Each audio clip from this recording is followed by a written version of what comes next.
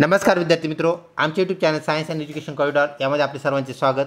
B.Ed cap round 4 ज्याला आपण संस्था पातळीवरील राऊंड किंवा इन्स्टिट्यूट लेवल राऊंड असंही म्हणतो, त्या राऊंड संदर्भात आपण या लाईव्ह सेशनमध्ये माहिती घेणार आहोत, जे आपण आज सायंकाळी 8 वाजता आयोजित करणार आहोत। सायंकाळी 8 वाजता आपण लाईव्ह सेशनला हजर राहावे, लाईव्ह सेशनला जॉईन करावे। तत्पूर्वी आपण जर आमच्या चॅनलवरती अजूनही नवीन असाल तर कृपया चॅनलला सबस्क्राईब करा। तसेच आपल्या बीएड कॅप राऊंड संदर्भात सर्व ज्या अपडेट्स आहेत त्या वेळेत आमच्या चॅनलवरती आपल्याला मिळत राहतील। विद्यार्थी मित्रों, आपण बीएड कॅप राऊंडच्या तिसऱ्या राऊंडच्या अर्ध टप्प्यामध्ये आलेलो आहोत। आपले अलॉटमेंट्स झालेले आहेत, ॲडमिशन्स सुरू आहेत। 23/9/2024 पर्यंत हे आपल्या ॲडमिशन्स चालणार आहेत आणि त्यानंतर आपला पुढचा जो राऊंड आहे संस्था पातळीवरील राऊंड तो सुरू होणार आहे। Cap round first, cap round second हे ऑलरेडी पूर्ण झालेले आहेत। तसेच कॅप राऊंड थर्ड जो आहे तर त्याचेही आपण मध्यवर्ती आलेलो आहोत। आपणास माहीत आहे कॅप राऊंडचे ॲडमिशन्स जे आहेत 19 तारखेला सुरू झाले आहेत, 23 तारखेपर्यंत म्हणजे सोमवारपर्यंत ते चालतील आणि 24 तारखेला आपल्याला ज्या ॲडमिशन जितके झालेले आहेत ते सर्व ॲडमिशनची माहिती आपल्या कॉलेजेसला CET सेलला जमा करणं क्रमपात आहे, गरजेचं आहे। कॉलेज ती माहिती जमा करेल आणि त्यानंतर आपला कॅप राऊंड चौथा जो आहे तो आपल्याला सुरू झालेला पाहायला मिळेल। तो कॅप राऊंड आपला 25 तारखेपासून सुरू होईल। तर 25 तारखेला आपल्याला काय कृती करायची आहे तर डिस्प्ले ऑफ व्हॅकंट सीट्स, तर आपल्याला व्हॅकंट सीट्स कळतील, कुठे कळतील तर ते आपल्या CET सेलच्या वेबसाईटवरती कळतील। त्यानंतर आपल्याला काय करायचं आहे, candidate fill in online form और कॉलेज ऑप्शन फॉर्म और choice form at institute level कधी करायचं आहे ते 25/9/2024 ते 27/9/2024 या 3 दिवसामध्ये, म्हणजे 25, 26 आणि 27 ह्या 3 दिवसामध्ये आपल्याला हे ऑप्शन फॉर्म भरायचे आहेत, चॉईस फॉर्म भरायचे आहेत। हे ऑप्शन फॉर्म आपल्याला ऑनलाईन पद्धतीने सुद्धा भरता येतात, जसे आपण आत्तापर्यंत भरलेले आहेत लॉग इनमधून। तसेच त्या इन्स्टिट्यूटला त्या कॉलेजला जाऊन सुद्धा आपल्याला ते फॉर्म भरता येतात। तिथेही ही प्रक्रिया ऑनलाईनच चालते, म्हणजेच आपले 100% ॲडमिशन्स हे ऑनलाईनच होतात। ही गोष्ट आपण लक्षात ठेवा, म्हणजे आपल्याला आपल्या मोबाईलवरून किंवा लॅपटॉपवरून सुद्धा फॉर्म भरता येतो आणि कॉलेजमध्ये जाऊन सुद्धा फॉर्म भरता येतो। त्यानंतर आपल्याला काय करायचं आहे तर college generate online merit list through the CAP portal from there log in assistant CAP round seats and management quota seats if applicable. तर 28 तारखेला आपल्याला परत एक कॉलेजची ॲक्टिव्हिटी पाहायला भेटेल, ती ॲक्टिव्हिटी कॉलेजची आहे, आपल्याला त्यात काही करायचं नाही आहे।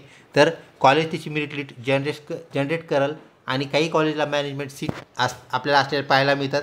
अनेक विद्यार्थ्यांचं म्हणणं आहे की सर चौथ्या राऊंडला जर आपण ॲडमिशन घेतलं तर आपल्याला फीस जास्त लागते का, अधिकची लागते का, तर नाही, हे लक्षात घ्या। तर मॅक्झिमम ज्या सीट आहेत विद्यार्थी मित्रो, तर त्या मॅक्झिमम सीट ह्या आपल्याला जनरल फीसप्रमाणे भरलेल्या पाहायला मिळतात, म्हणजेच अनॲडेडची जी फीस असेल त्याप्रमाणे आपल्याला फीस ती घेतलेली पाहायला मिळते। फक्त जे मॅनेजमेंट कोटा कॉलेज जे आहेत ज्याच्यामध्ये आपल्याला स्वयंअर्थसहाय्यित कॉलेज म्हणजेच सेल्फ फायनान्स आपण ज्याला म्हणतो किंवा स्वयंचलित कॉलेज ज्याला आपण ऑटोनॉमस कॉलेज म्हणतो, तर ऑटोनॉमस आणि सेल्फ फायनान्स हे 2 प्रकारचे कॉलेज जर सोडले तर सर्व कॉलेजची फीस पहिल्या, दुसऱ्या, तिसऱ्या राऊंडला जी आहे तीच आपल्याला शेवटच्या आणि चौथ्या राऊंडला ज्याला आपण संस्था पातळीवरील राऊंड म्हणतो त्याला असलेली पाहायला मिळते। म्हणजे फक्त आपल्याला ॲडमिशन घेताना कन्फर्म पाहिजे आहे की आपल्याला हे जे कॉलेज आहे ते मॅनेजमेंट कोट्या अंतर्गत ॲडमिशन देतं असं कॉलेज आहे का नाही हे आपल्याला माहीत पाहिजे। तर आपल्याला हे माहीत कसं होईल तर आपण ऑप्शन फॉर्म फिल करताना ज्यावेळेस आपण कॉलेज चूज करत असतो, कॉलेज निवडतानाच आपण काय करायचं आहे, अनएडेड प्रकारचे जर आपण कॉलेजेस निवडले तर ते सर्वसाधारण कॉलेज आहेत, ही गोष्ट आपण लक्षात ठेवा। तर मॅनेजमेंट कोटा किंवा ऑटोनॉमस कॉलेजेस तसेच पॉप्युलर कॉलेजेस जे आहेत त्यांची फीस आपल्याला जास्त असलेली पाहायला मिळते, म्हणजेच 22,000 ते 45,000 ही फीस जी आहे। तर मॅक्झिमम कॉलेज ह्या अंतर्गत येतात, जवळपास 80% कॉलेज ह्या अंतर्गत येतात, म्हणजे त्यांची फीस किती असते 22,000 ते 45,000 असलेली आपल्याला पाहायला भेटते। राहिलेले जे 20% कॉलेज आहेत त्यामध्ये मग काही कॉलेजची फीस आपल्याला 45,000 ते 60,000 तर त्यापेक्षा जास्त जी फीस असणारे कॉलेजेस आहेत ज्याला आपण प्रसिद्ध महाविद्यालय म्हणतो, पॉप्युलर कॉलेजेस म्हणतो, तर त्यांची फीस आपल्याला 60,000च्या पुढे ते 2,75,000 म्हणजेच 2.25 लाख आपण ज्याला म्हणूया तिथपर्यंत असलेली आपल्याला पाहायला मिळते। त्यामुळे आपण ऑप्शन भरतानाच कॉलेज कुठलं निवडतो आहे हे आपल्याला माहीत पाहिजे, त्याप्रमाणे ऑप्शन द्या। फक्त ऑप्शन भरून चालत नाही। बऱ्याच विद्यार्थ्यांचं असं म्हणणं होतं की सर मला 90% आहेत, 90% आहेत, 45% आहेत, 60% आहेत, पण नंबर लागलाच नाही। नंबर न लागण्याचं एक प्रमुख कारण म्हणजे आपलं जे पर्सेंटाईल आहे त्यानुसार आपण ऑप्शन्स दिले नाहीत। तर आपण वारंवार आपल्याला सांगितलेलं आहे आणि कृती दाखवलीसुद्धा आहे की आपल्याला कॉलेज सर्च करताना त्याचा आपल्याला व्हॅकंट सीट्स पाहिजेत। सर्वप्रथम त्या कॉलेजमध्ये आपल्या कॅटेगरीच्या आपल्या जागा आहेत का नाही, ज्या कॅटेगरीमध्ये आपण फॉर्म भरतो आहे तसंच त्या कॉलेजचं जे मेरिट आहे ते आपल्या मेरिटसोबत मॅच होतं का नाही हेही पाहणं गरजेचं आहे. आणि तसं पाहून तुम्ही जर ऑप्शन्स दिले तर एक जरी ऑप्शन तुम्ही दिला आणि तुमचा नंबर 100% लागू शकतो. परंतु आपण तसं न पाहता जर ऑप्शन्स दिले, ब्लाइंड ऑप्शन्स दिले, न पाहता जर ऑप्शन्स दिले तर आपला नंबर लागण्याचे चान्सेस फार कमी होऊन जातात. ही गोष्ट आपण लक्षात घ्या. तर लाईव्ह सेशनमध्ये आपण ह्याबद्दल अधिक माहिती पाहूया.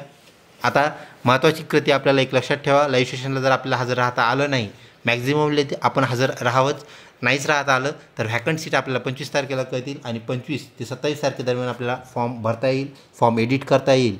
तसेच कुठलीही आपल्याला एखादं डॉक्युमेंट चेंज करायचं असेल ते चेंजही करता येईल. म्हणजेच फॉर्म फिल करणे हा एक, तसंच फॉर्म एडिट करणे हा एक ऑप्शन आपल्याला तिथं अवेलेबल असेल.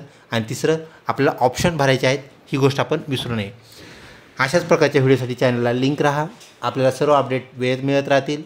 व्हिडिओ आवडला असल्यास लाईक करा, चॅनलला सबस्क्राईब करा. लवकरच भेटूया पुढच्या व्हिडिओमध्ये. तोपर्यंत धन्यवाद.